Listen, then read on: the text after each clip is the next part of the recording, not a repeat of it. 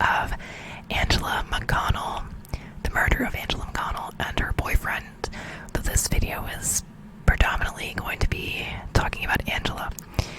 So, this case occurred in 2018 in Redding, California. Angela Lynn McConnell and her partner were murdered. They were found dead camping near her partner's father's home. She and her partner were discovered by his father, Michael Thomas Bingham.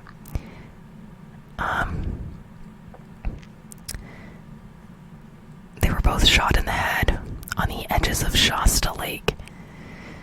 The mom says she was camping on private land and that she did not know why her daughter was doing that.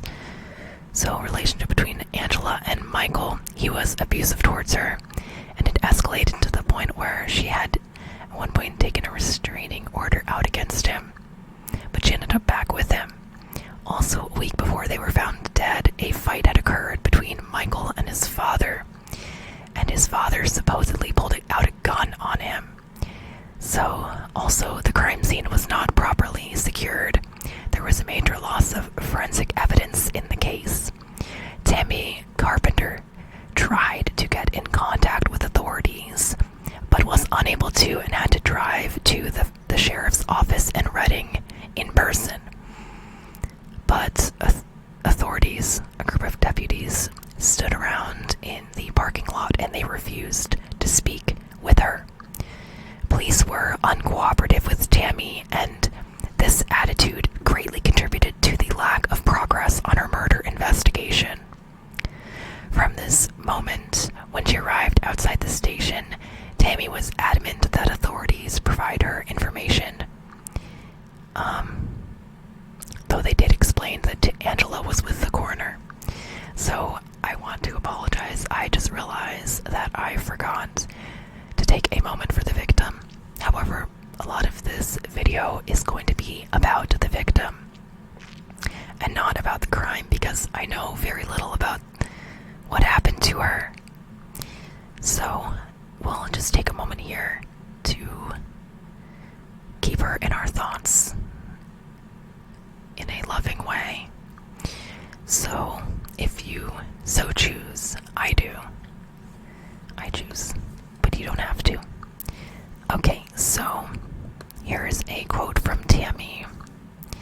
She's no longer with us on Earth, but I'm here, and I will always continue to be her voice to find out who murdered my only daughter. Notably, Angela's body was observed to have been disfigured, which is weird and curious. So Tammy Carpenter, mother of Angela Lynn McConnell. So they'd identified her through her fingerprints, but because the gunshot to the head had badly disfigured Angela, Tammy was told she wasn't permitted to see her daughter, that this still haunts her. Just seeing Angela's hands or feet, she said, would have given her a sense of certainty.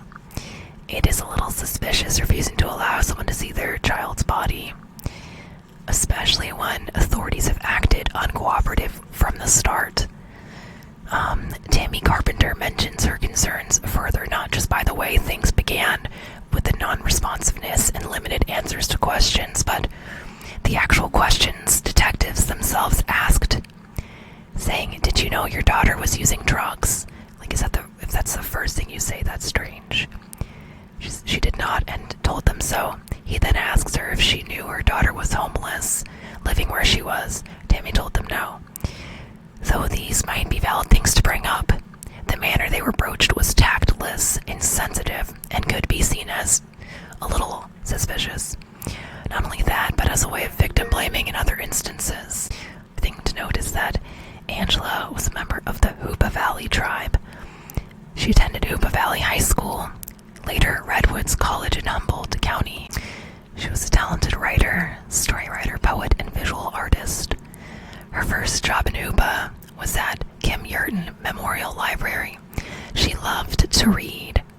She collected books, worked for Two Rivers newspaper, had a community activities column she wrote for. She also worked at Kita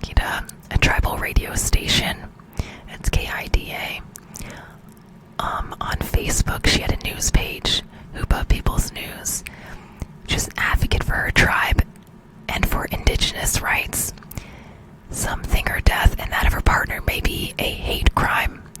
There are a plethora of cases of missing and murdered indigenous women today in the US and Canada.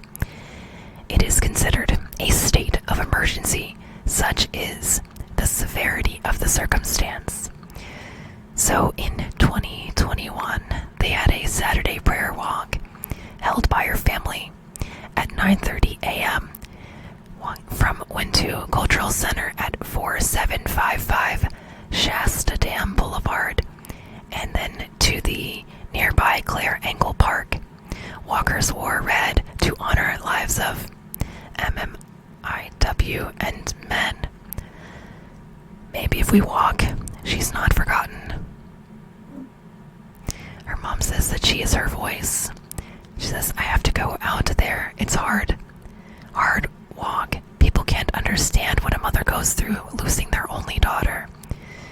I want the community where she was murdered to know that I'm not giving up on Angela, and I want to find out who did this to her. I hear you, Mama.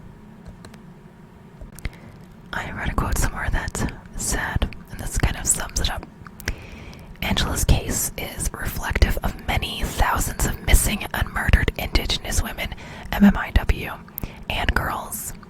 The statistics are ghastly, especially for California. In that state, the murders of Indigenous women are 7 times less likely to be solved than for any other nationality or ethnicity. Just think about that.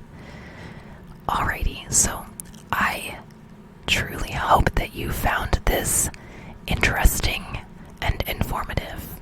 Thank you so much for watching. Like and subscribe if you enjoyed this video, and I'll see you in my next one. Sweet dreams.